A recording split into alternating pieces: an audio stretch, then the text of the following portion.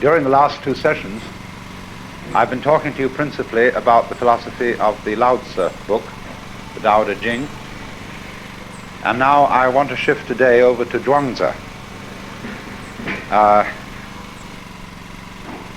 This Zhuangzi, so far as we know, lived about 300 BC, maybe a little earlier than that. And he is a very, very remarkable person because the Zhuangzi book, he's also, more exactly, his name is Zhuangzhu.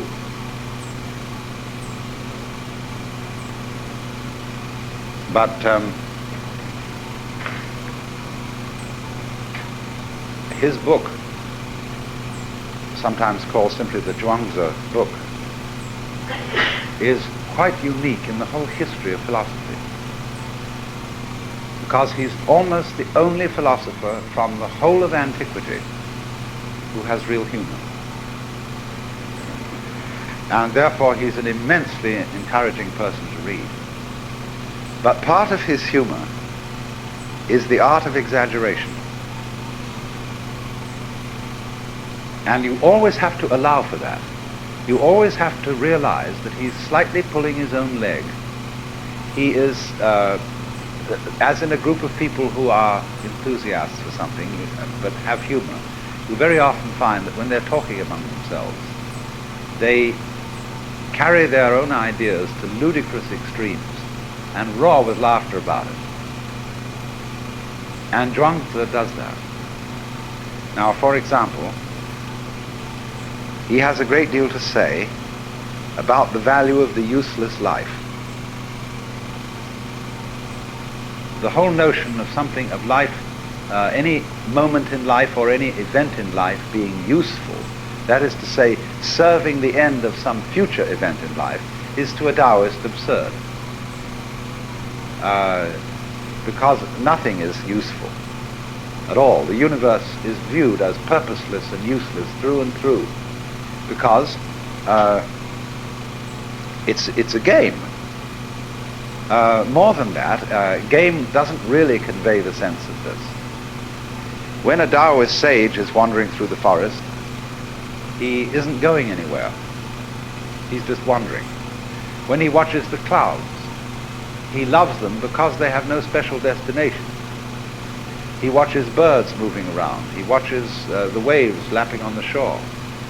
And just because all this is not busy in the way that human beings are busy, because it serves no end other than being what it is now, it is for that reason that he admires it, and it is for that reason that you get the peculiar styles of Chinese painting in the Tang, Sung, and later dynasties, where nature, in its wayward, wandering nature, is the main subject. When we say that something is without purpose, that's a put-down phrase. Say, well, it's no future in it. What's the use? No, we say, what's the use? And we need very much to realize that that question reflects our insanity. What's the future? What's the use? The joy for the Taoist is that things have no use, and the future is not important.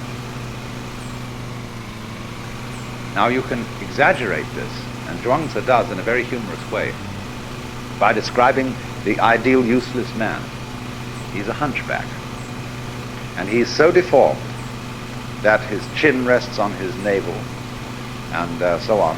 And but he says, now this man is very admirable. He's found the secret of life, because when the social service workers come around, he's the first to get a free handout.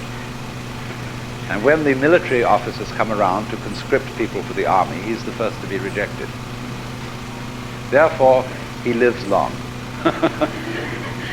And he also describes the case of some travelers came across an enormous tree fantastic thing. And they said, never did anyone see such a tree. So they went up and looked at it, and first they tested the leaves and found that they were rough and disagreeable and no good to eat. Then they looked at the branches and found that they were all twisted and absolutely no good for using as sticks. Then they examined the wood and found it was full of pith and absolutely useless for a carpenter. So nobody had disturbed this tree. It was not used for cutting down or any purpose whatsoever. And so it grew to an enormous size and was of great age. Now, Zhuangzi is here pulling our legs. He is not exactly asking us to take all that literally, but this is his way of doing things. Then also he describes the behavior of the high form of man. And he says, the man of character, that is, in this case, the word de we were discussing yesterday, the man of character lives at home without exercising his mind and performs actions without worry. The notions of right and wrong and the praise and blame of others do not disturb him. When within the four seas all people can enjoy themselves, that is happiness for him. When all people are well provided, that is peace for him. Sorrowful in countenance, he looks like a baby who has lost its mother. Appearing stupid, he goes about like one who has lost his way. He has plenty of money to spend and does not know where it comes from. He drinks and eats just enough and does not know where the food comes from. This is the demeanor of the man of character. Then by contrast, the hypocrites are those people who regard as good whatever the world acclaims as good, and regard as right whatever the world acclaims as right. When you tell them that they are men of Tao, then their countenances change with satisfaction. When you call them hypocrites, then they look displeased. All their lives they call themselves men of Tao, and all their lives they remain hypocrites. They know how to give a good speech, tell appropriate anecdotes in order to attract the crowd. But from the very beginning to the very end, they do not know what it's all about. They put on the proper garb and dress in the proper colors and put on a decorous appearance in order to make themselves popular, but refuse to admit that they're hypocrites. So on. But this explanation of the man who is stupid in countenance and appearance and is wandering about as if he had lost his way and doesn't know anything, of course, is based on the text in Lao Tzu where he says, the people of the world are merrymaking, as if partaking of the sacrificial feasts, as if mounting the terrace in spring. I alone am mild, like one unemployed, like a newborn babe that cannot yet smile, unattached like one without a home. The people of the world have enough and to spare, but I am like one left out. My heart must be that of a fool, being muddled, nebulous. The vulgar are knowing, luminous. I alone am dull, confused. The vulgar are clever, self-assured. I alone depressed. Patient as the sea, adrift, seemingly aimless. The people of the world all have a purpose. I alone appear stubborn and uncouth. I alone differ from the other people and value drawing sustenance from the mother. Capital M, that's Mother Nature.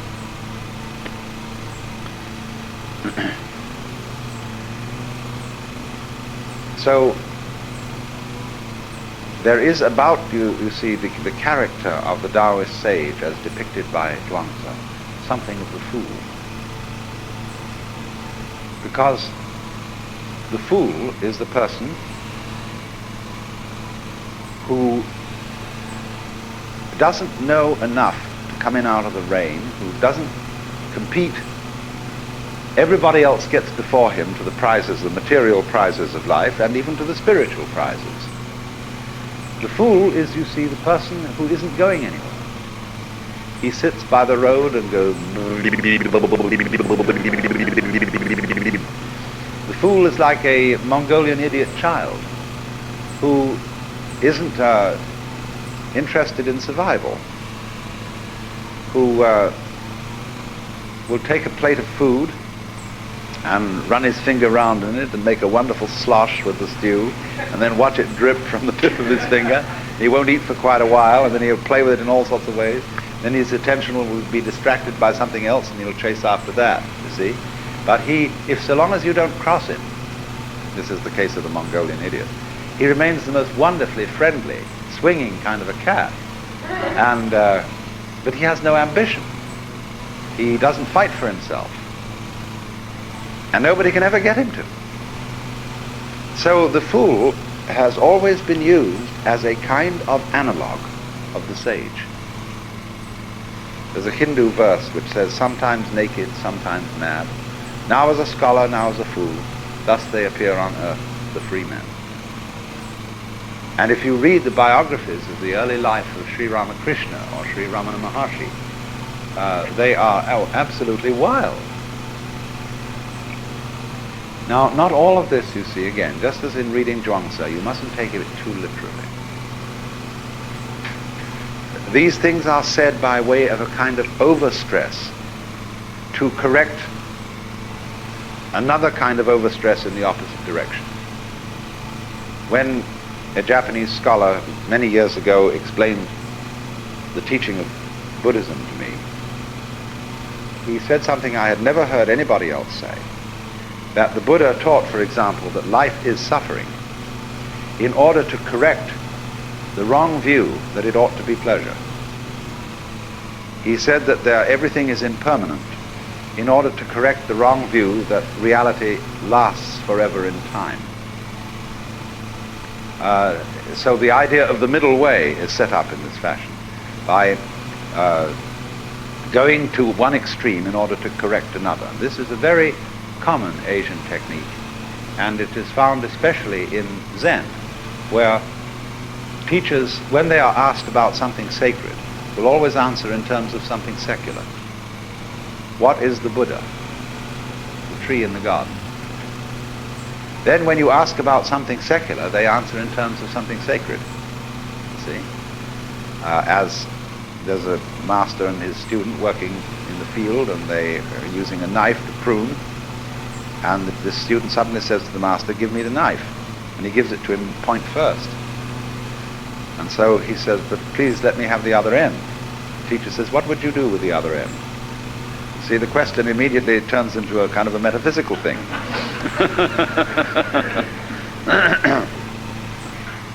So this play back and forth between the extremes has as its interior design the awakening of the mind to polarity that I was talking to you about yesterday, this thing of mutual arising. Zhuangzi tells a story about this. He says a certain keeper of monkeys said with regard to their ration of nuts that each monkey should have 3 in the morning and 4 at night. But at this the monkeys were very angry, so the keeper said they might have 4 in the morning and 3 at night, with which arrangement they were all well pleased. Now the number of nuts was the same, he goes on to say, but there was an adaptation to the likes and dislikes of those concerned. This then, he says, is the way of conduct of the sage. Basically, Zhuangzi's philosophy is a philosophy of relativity. He makes a great deal of the point that there is no absolute standard of great or small, of important or unimportant. There is a story, for example, of a sort of enfant terrible at a banquet, and the speeches are being made after dinner, and somebody gets up and says that the human being is the highest of all creatures, that the whole world serves humanity, and a lot of pompous nonsense. The small boy gets up and says that since tigers feed on human beings, it's quite obvious, therefore, that human beings exist for the service of tigers.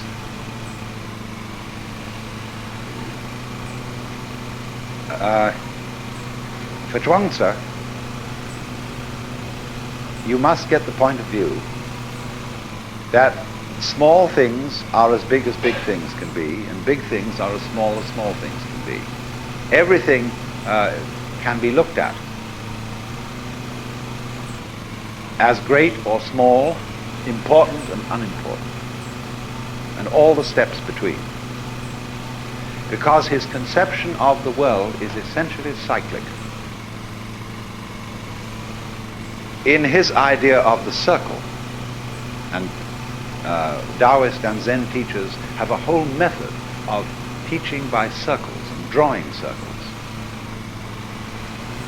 The center of a circle is any point on the circumference. You can begin anywhere. There's a koan in Zen Buddhism which asks the question, Indra built the seamless tower. Where did he start? Now a seamless tower is like a sleeve with no seam on it. It's a continuous cylinder of cloth. So the continuous cylindrical tower is the seamless tower. Where do you start? So in the same way, where does the circle start? The circle of life, the cycle of life, the interdependence of the bees and the flowers, the interdependence of long and short, you see, it's all circular. And so there is nowhere and there is everywhere that it can begin. In the same way, when he discusses the organs of the body, he makes a catalogue of all these organs and says, now which do you prefer?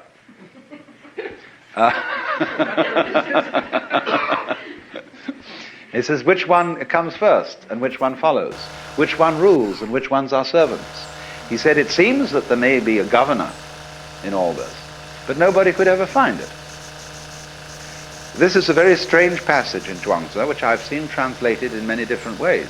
There is an absolutely absurd translation of Zhuangzi on the market now, published in mentor books by a professor of Chinese at Harvard, and it is absolutely ridiculous.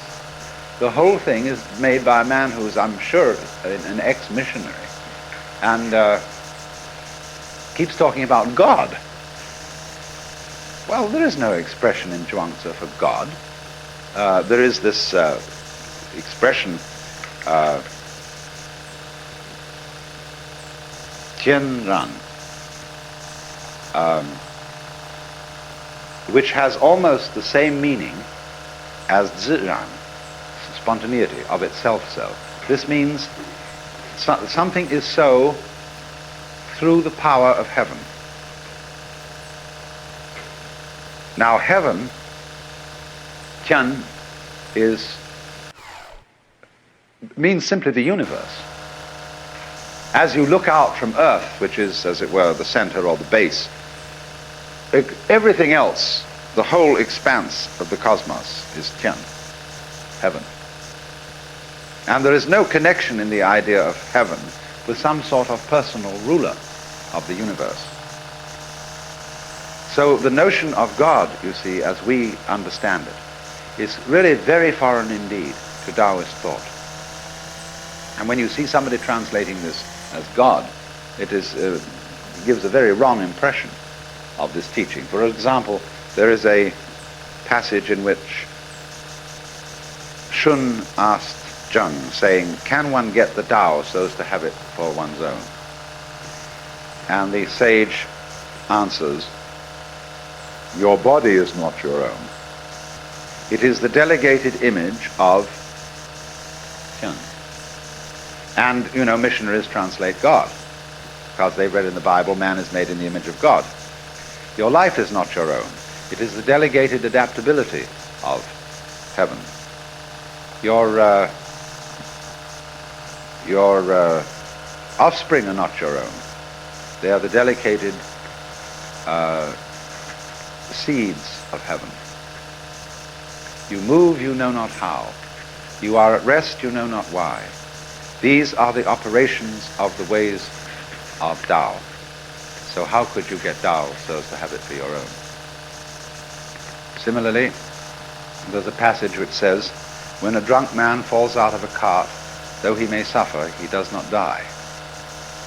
Because his spirit is in a condition of security, he does not suffer from contact with objective existences.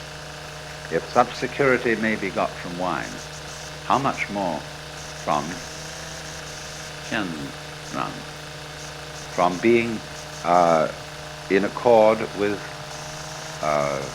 the spontaneous rhythm of the universe. That's really what it means. But in the anxiety of missionaries, and missionaries have been, you see, the great Western, they've been the foundation of Chinese scholarship in the West. Translate the scriptures into Chinese. They studied Chinese. They were the first people to study Chinese. And they have constantly, therefore, had an interest in slipping Chinese Christian ideas into Chinese classics, just in the same way as when you read Monia Williams's Sanskrit dictionary, which is the base dictionary for Sanskrit study for centuries. It's all made up with a missionary bias. But this notion, you see, of God in the sense of the personal ruler of the world is totally foreign to Chinese thought. There isn't even an idea in Chinese thought of the law of nature as we have it. See, the motions of the body, the harmony of the organism, is not what it is in obedience to a law. The Chinese do have an idea of law. This is the word zi.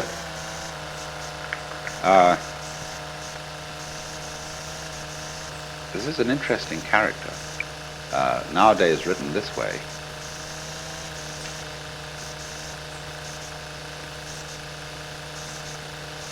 But originally written like this.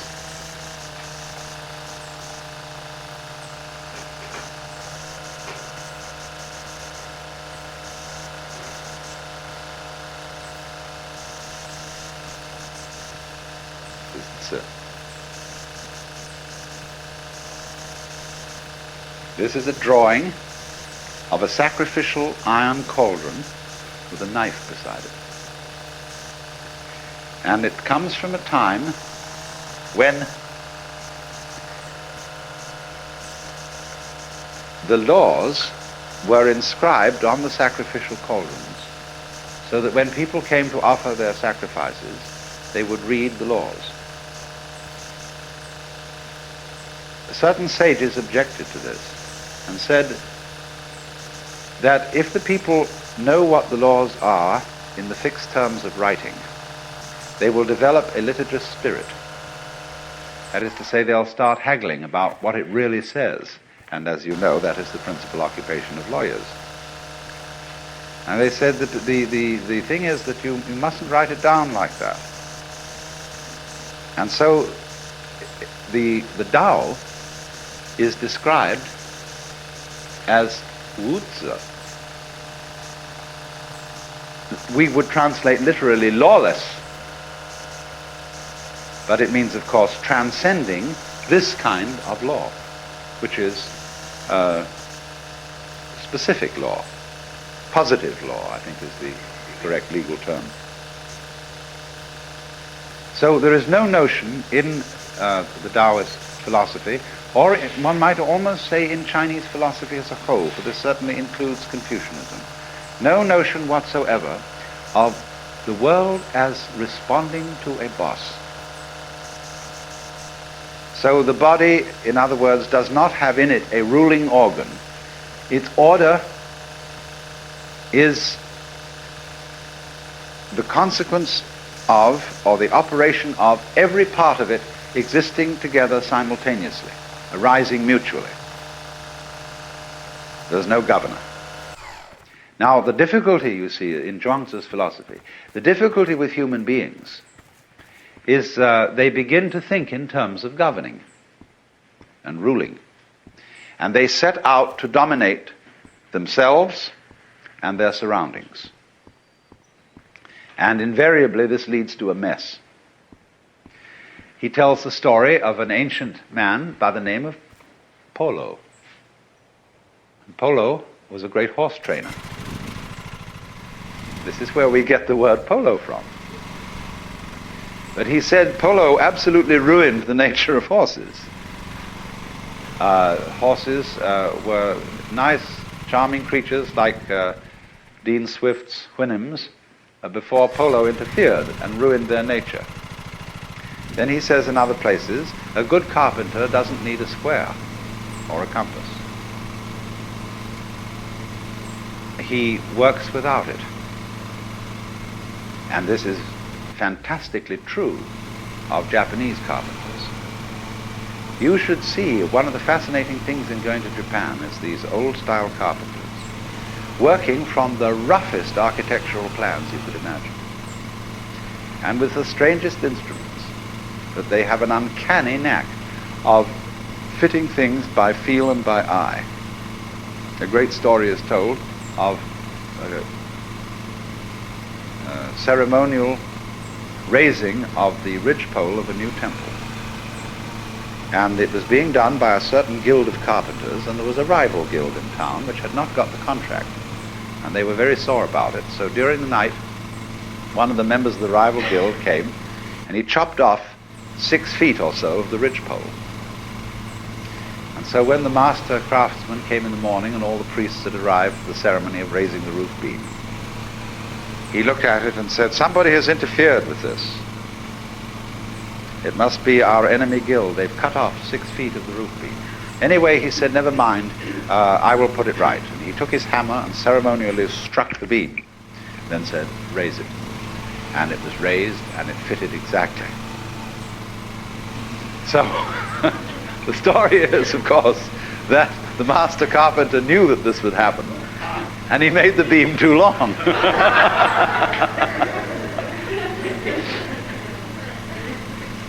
Those sort of stories are always associated with the art of carpentry.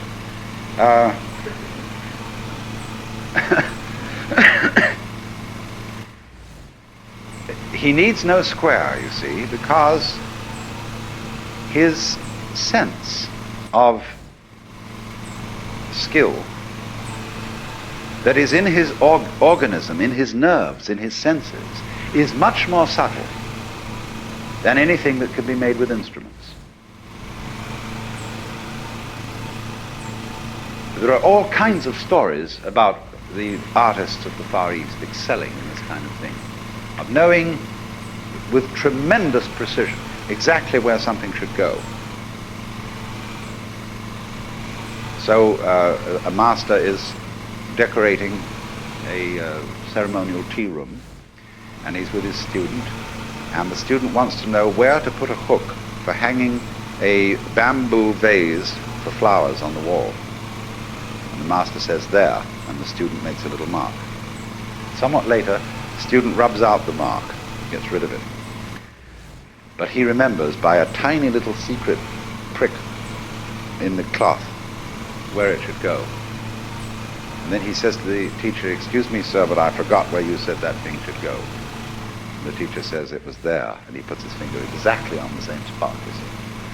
That's the sort of thing that is admired, without the slightest calculation, you see. Now, he goes on and says, Zhuangzi explains at length that music has been ruined by the 5 notes.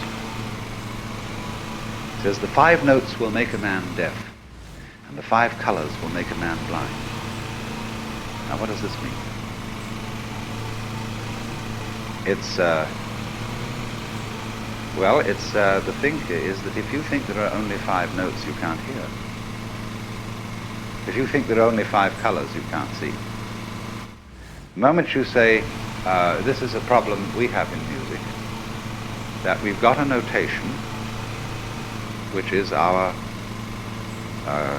chromatic scale. And the stave, the way we can write music, is limited to that possibility. But there are all kinds of subtleties between every one of our notes. Same way in writing our rhythm, we have to go in steps from whole note, half note, quarter note, 8th note, 16th note, and so on, and we can increase the value of each by 1/2 by dotting it. But that's the limit of our rhythmic expression. Whereas in all Oriental music, you have an infinite continuum, both of tone and of rhythm. They make the most extraordinarily complicated rhythms. And the way you learn music is not from notation, not from measures, but from the living body of your teacher demonstrating the ways of playing instruments. So you follow the teacher, the man, instead of what it says in a book.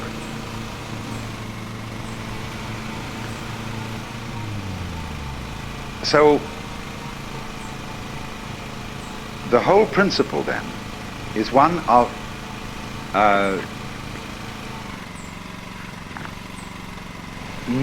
of success in life through not pushing it around, through not trying to govern it.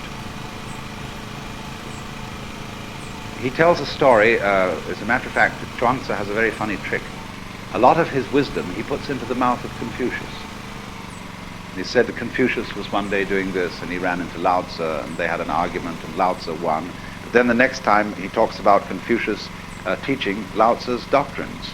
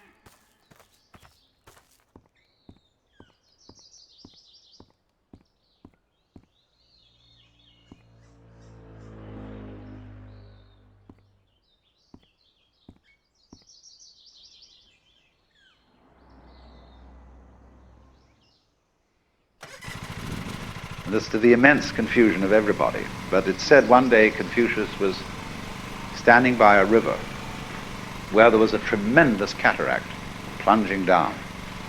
And he suddenly saw an old man coming out of the forest who fell into the river and suddenly disappeared into the cataract. And he said, "Oh dear, too bad, probably some old fellow tired of life who want to put an end to it all." The next moment, way downstream, the old man gets out of the water and starts bouncing along. And Confucius is amazed, and he sends one of his disciples to catch this fellow before he disappears. He said, "Sir, I was thinking that you were going to commit suicide, and I suddenly find that you came out of that cataract alive. Do you have some special method by which you do this?" "No, I have no special method," said the old man. "I just go in with the whirl and come out with the swirl. Because I don't resist the water, I entirely identify myself with water." So you see, here he is, utterly relaxed, just rolling around in the torrent and not resisting in any way. And so he is preserved. He goes with the stream, rolls with the punch, or whatever you want to call it. Again, of course, there is exaggeration in a story of this kind. Just as there's exaggeration in the story of the hunchback and the tree and so on. Because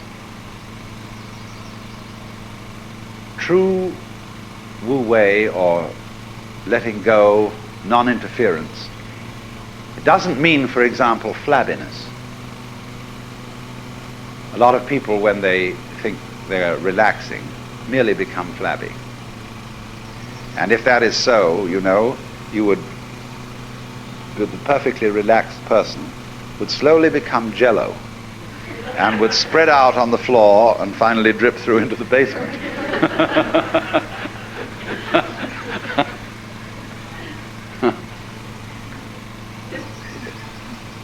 Relaxation, you see, is simply something that happens when there's too much yang in you, too much of the positive. You need to balance off with the yin. And the trouble is that human beings, in their anxiety to control things, exhibit too much yang, too much aggressiveness, too much of the male principle. They need the balance of the female. And so all these exaggerations in the direction of let things go, let things happen, don't interfere, are stressing the yin point of view to compensate for the excess of yang. And furthermore, the difficulty always comes. I remember reading a book called You Must Relax.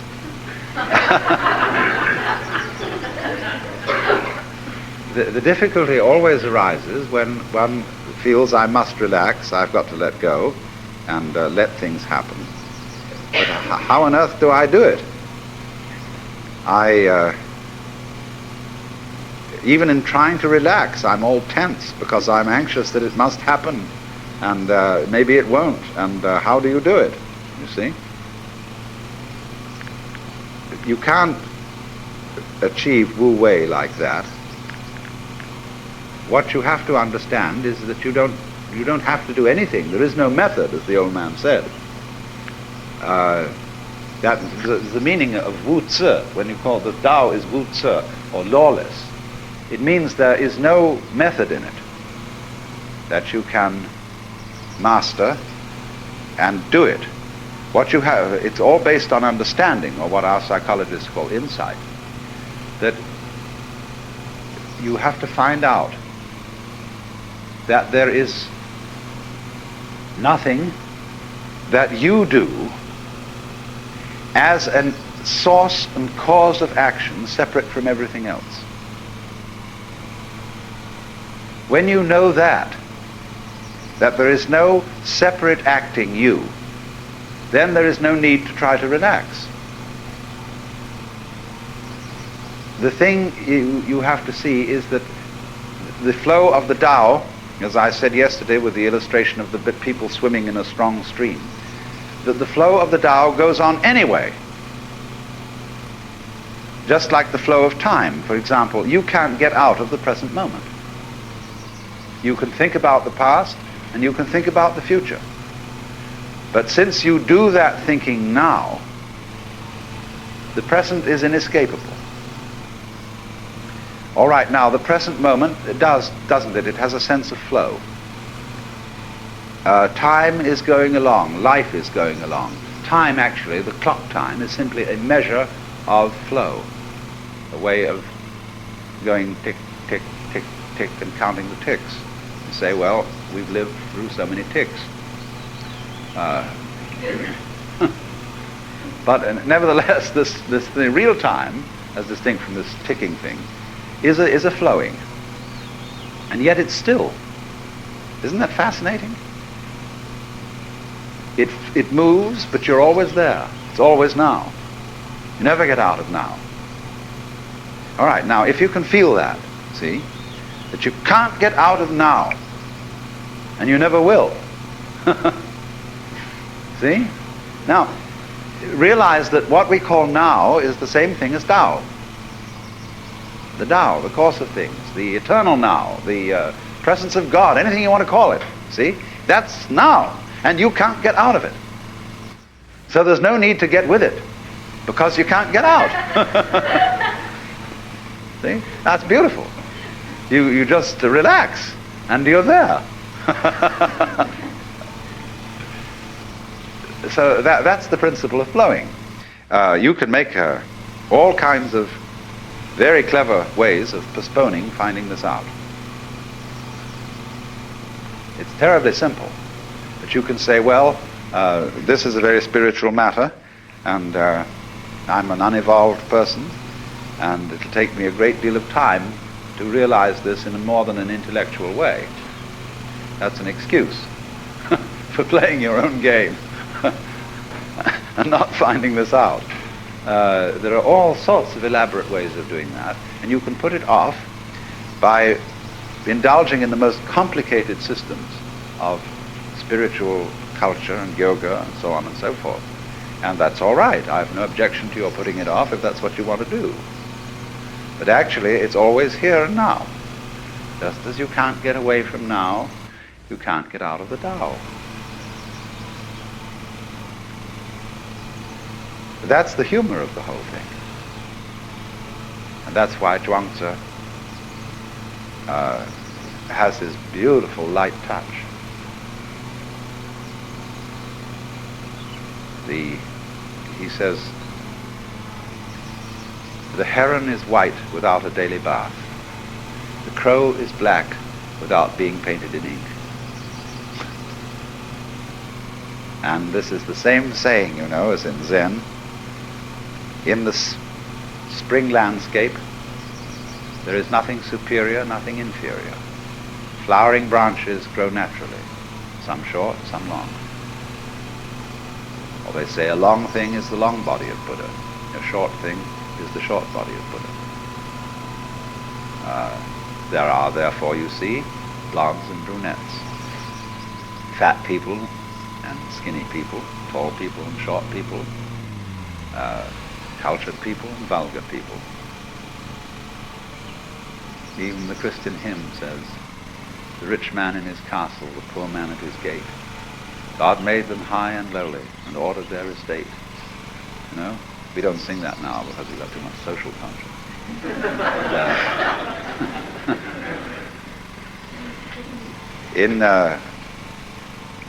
I think I probably read this passage yesterday. Maybe I didn't. But Zhuangzi has this to say about it.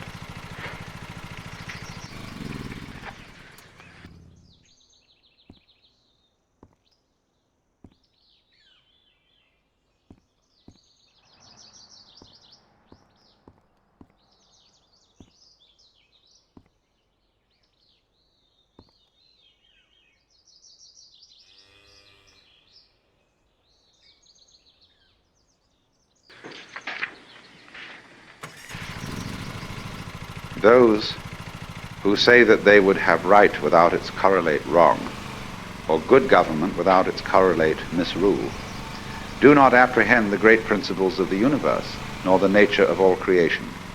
One might as well talk of the existence of heaven without that of earth, or of the negative principle, yin, without the positive, yang, which is clearly impossible. Yet people keep on discussing it without stop. Such people must be either fools or knaves. Of course, one could always reply to Zhuangzi that there have to be fools and knaves so that we can recognize the existence of sages.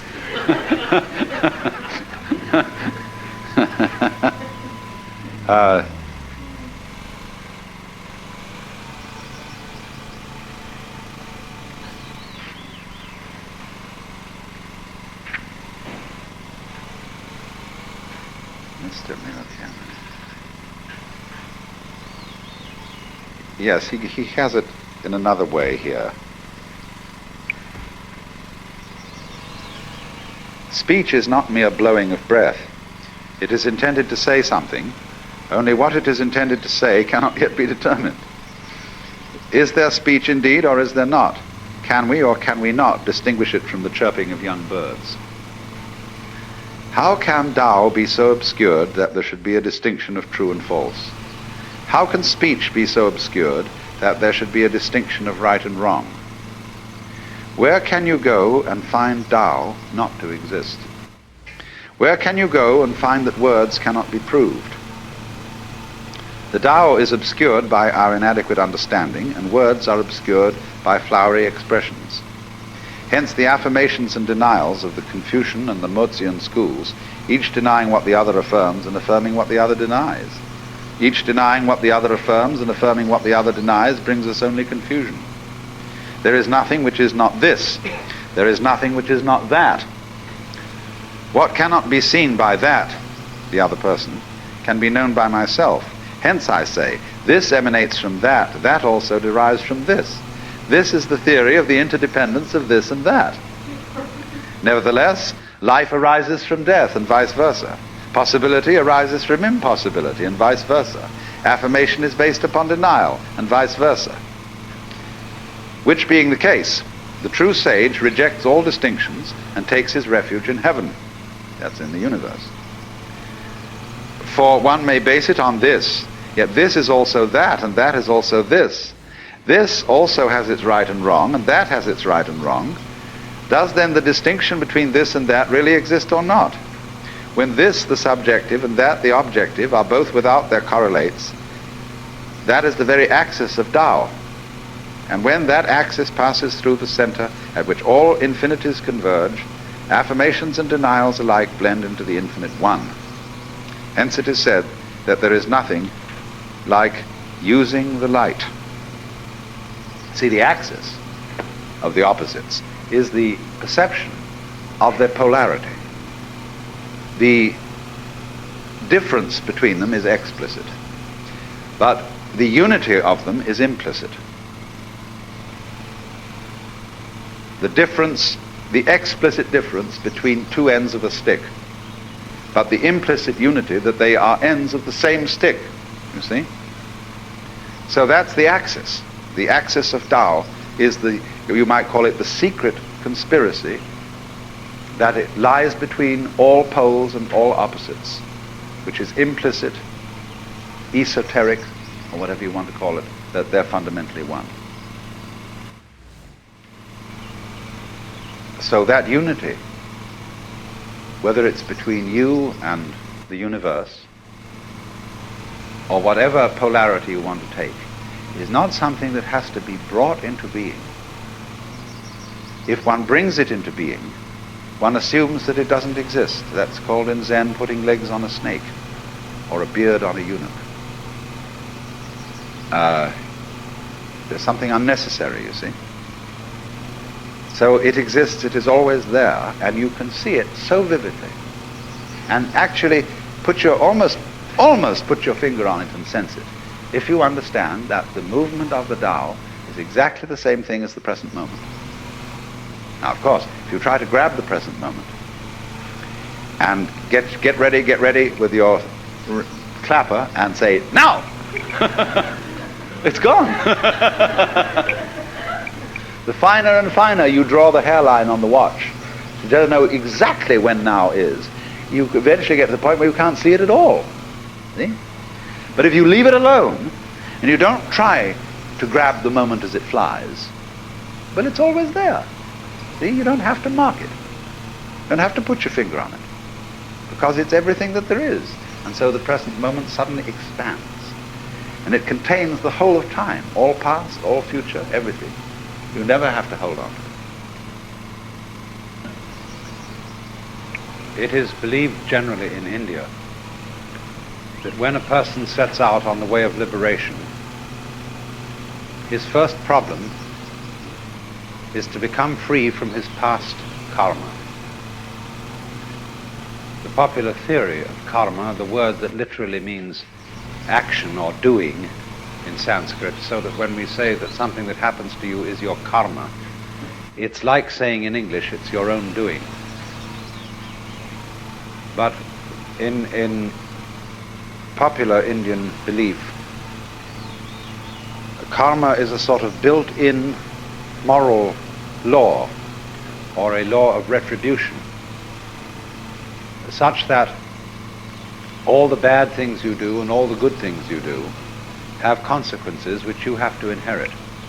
And so long as karmic energy remains stored up, you have to work it out. And what the sage endeavors to do is a kind of action which in Sanskrit is called nishkama karma. Nishkama means without passion or without attachment, karma, action. And so whatever action he does, he renounces the fruits of the action, so that he acts in a way that doesn't generate future karma, because future karma continues you in the wheel of becoming, samsara, the round, and keeps you being reincarnated. Now then, in that case, when the time comes that you start to get out of the chain of karma, all the creditors that you have start presenting themselves for payment.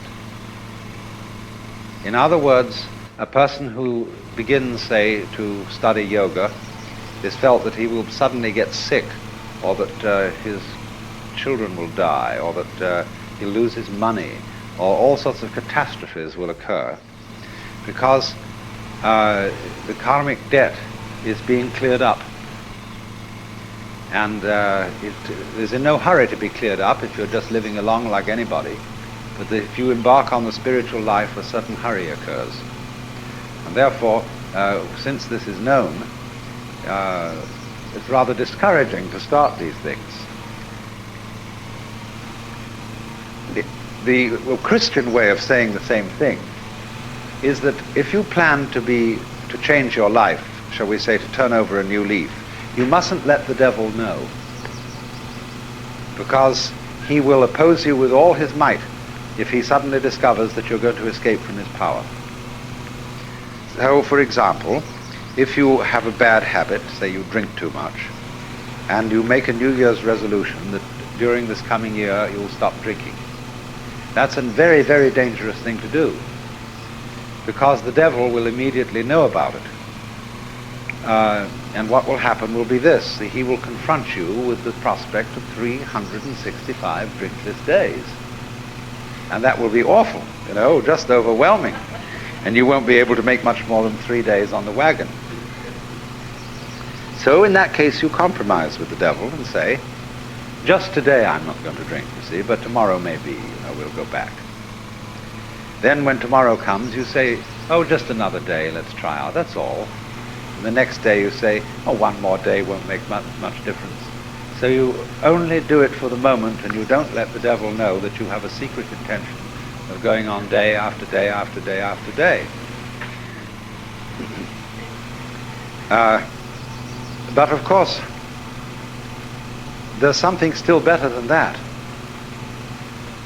And that is not to let the devil know anything. And that means, of course, not to let yourself know. One of the many meanings of that saying, let not your left hand know what your right hand doeth, is just this. And that was why in Zen discipline, a great deal of it centers around acting without premeditation. As those of you know who read Herrigel's book, Zen in the Art of Archery, it was necessary to release the bowstring without first saying, now. There's a wonderful story you may also have read by a German writer, von Kleist, about a boxing match with a bear. The man can never defeat this bear because the bear always knows his plans in advance and is ready to deal with any situation. The only way to get through to the bear would be to hit the bear without having first intended to do so. That would catch him. And so this is one of the great, great problems in the spiritual life, or whatever you want to call it, is to be able to have intention and act simultaneous. By this means you escape karma and you escape the devil. So you might say that the Taoist is exemplary in this respect. that this is getting free from karma without making any previous announcement of simply, supposing we have a train and we want to unload the train of its freight cars. You can go to the back end and you can unload them one by one and shunt them into the siding. But the simplest of all ways of unloading is to uncouple between the engine and the first car, and that gets rid of the whole bunch at once. And it is in that sort of way, you see, that the Taoist gets rid of karma without challenging it. And so it has the reputation, you see, of being the easy way. There are all kinds of yogas and ways for people who want to be difficult.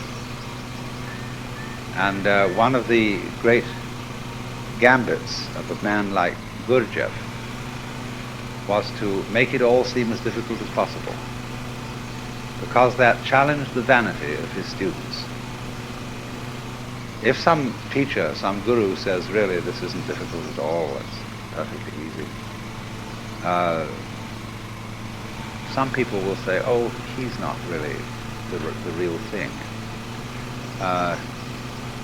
We want something tough and difficult, and when we see somebody starts out giving you a discipline that's very, very weird and rigid, people think, now there is the thing. That man means business. See? And so they flatter themselves by going to such a guy that they are serious students, whereas the other people are only dabblers and so on. All right, if you have to do it that way, that's the way you have to do it. But the Taoist is the kind of person who shows you the shortcut and shows you how to do it by intelligence rather than effort, because that's what it is. In so many athletic and artistic skills, you will find a teacher who teaches you how to do it without forcing it. I once studied the piano. I'm absolutely no good at it now because I don't practice. I'm involved in other things.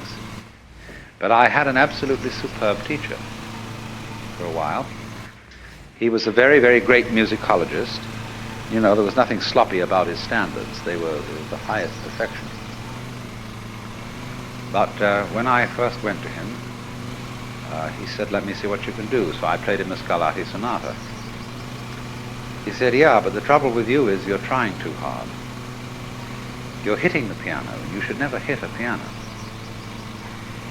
He said, actually, all you've got to do in order to play a piano is to drop your hands on it. And you need to have relaxed arms.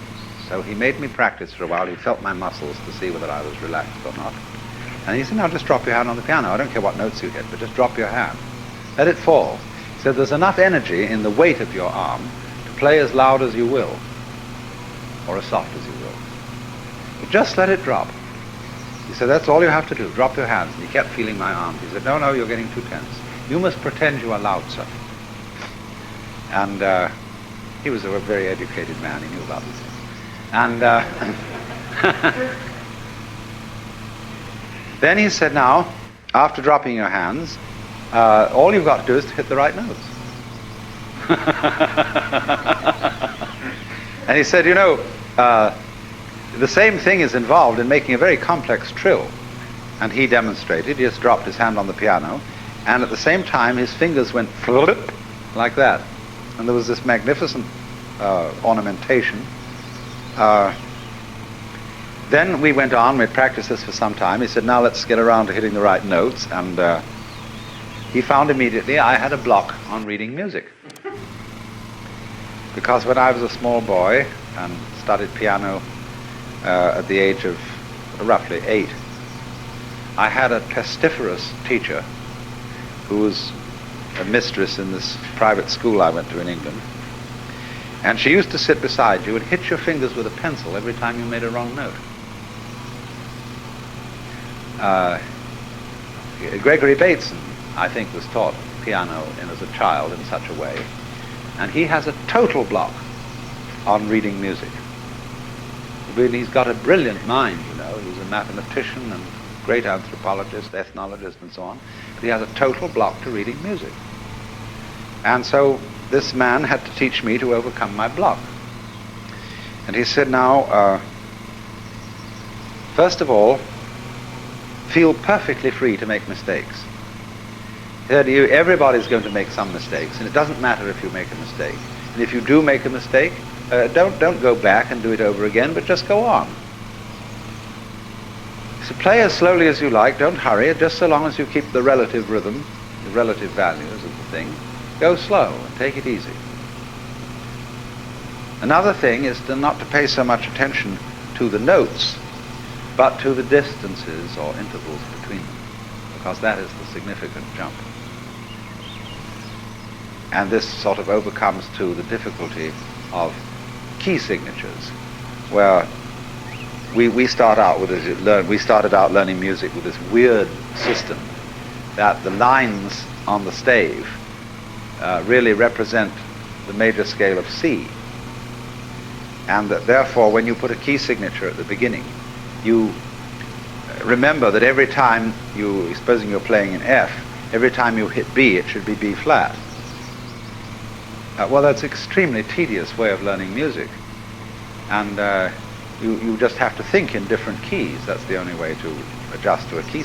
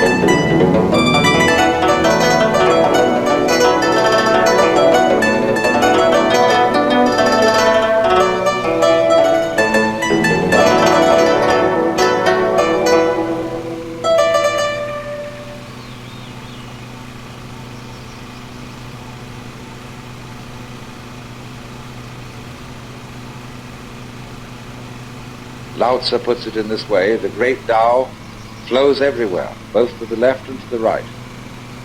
It loves and nourishes all things, but does not lord it over them. And when merits are accomplished, it lays no claim to them. The more, therefore, you relinquish power, trust others, the more powerful you become. But in such a way that instead of having to lie awake nights controlling everything, you do it beautifully by trusting the job to everyone else. And they carry it on for you.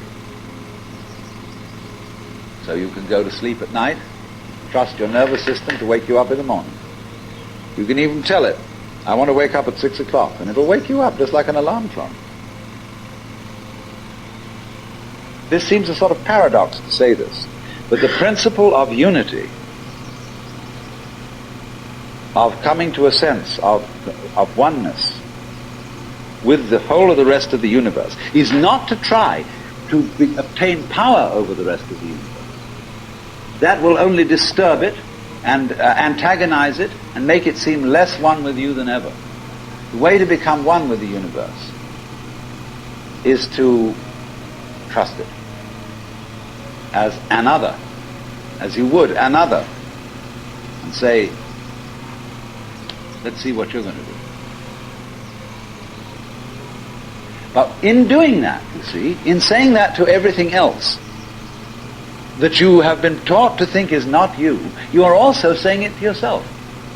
Because finally, as I pointed out, you do not know where your decisions come from. So when we decide, we're always worrying, did I think this over long enough? Did I take enough data into consideration? And if you think it through, you find you never could take enough data into consideration. The data for a decision in any given situation is infinite. So what you do is, you go through the motions of thinking out what you will do about this. And then when the time comes to act, you make a snap judgment. I mean, I'm speaking a little extremely, making some fun of it and so on, because after all, we do occasionally get the vague outlines of things, make a right decision on rational grounds. But we fortunately forget the variables that could have interfered with this coming out right. It's amazing how often it works. But warriors are people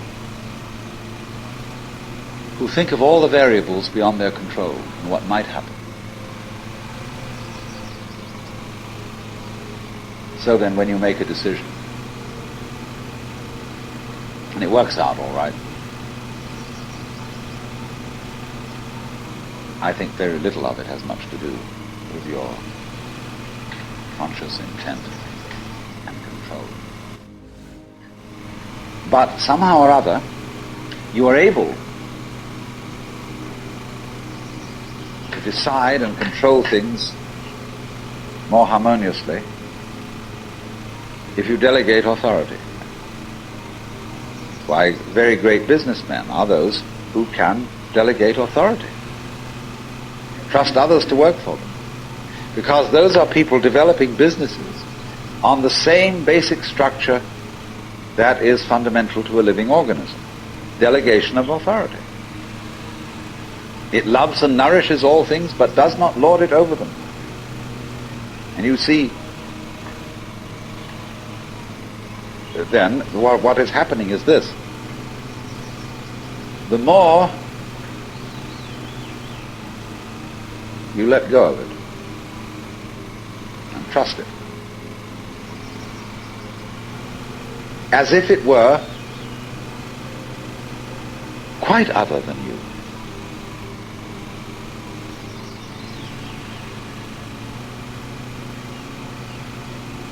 the more you realize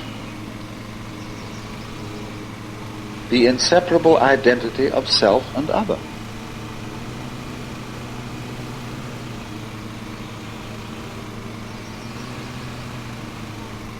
To go back, if you try to find the identity of self and other by subjecting other to self, no go. If, on the other hand, you find it through giving self, that is control, over to other, and trusting that, you may make a mistake. You may make a bad gamble. But in the long run, you're acting on a principle which has the backing of evolution. This is the way biological evolution goes on. Constant delegation of authority. That's why, obviously, the democracy is superior to the monarchy. Mr. Tocqueville who said that democracy is always right, but for the wrong reasons. Because there is operating in a democracy the principle that Buckminster Fuller calls synergy. And synergy is the intelligence of a highly complex system, the nature of which is always unknown to the individual members. Because that goes back again to this point, that we're always entering a new environment. We don't ever know fully what the new environment is, because the only environments we know are the past ones. There is always then operating in the development of cellular life on any level a new way of organization, higher than any existing form. And we are not aware of it until after it's happened.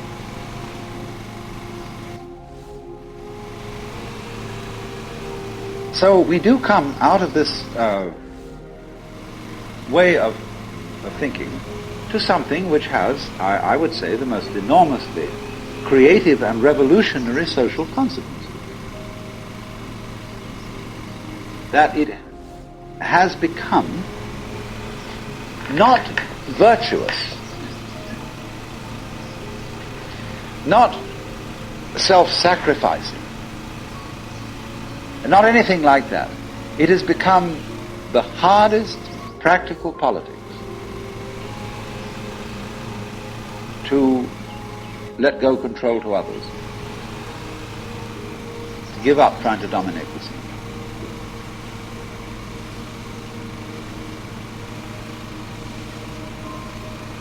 Also, in a parallel way, it has become at this time in our history very much hard practical politics.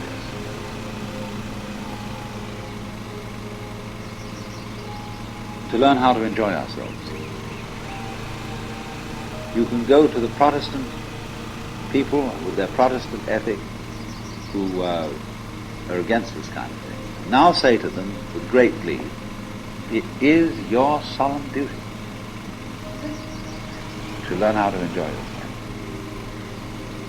Why? Because in an age of leisure, people have really got to know how to enjoy themselves. Because if they don't, they'll smash the whole future of the human race.